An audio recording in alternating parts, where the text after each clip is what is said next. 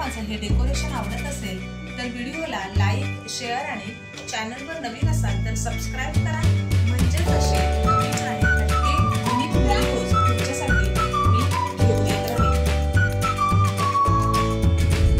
तर देवीची पूजा झाली आहे, आता कन्यापूजन करून घेतलं आणि मग एक एक करून मी सवाष्ण पूजन करून घेत आहे।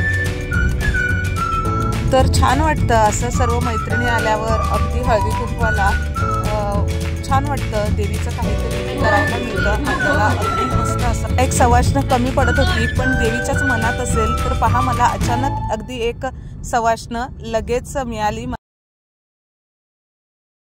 तर छान अशी सागर संगीत माझी पूजा झाली, सवाष्णांना वाण सुद्धा देऊन झालं। देवीच्या समोर आम्ही सर्वांनी छान असे फोटो काढून घेतले।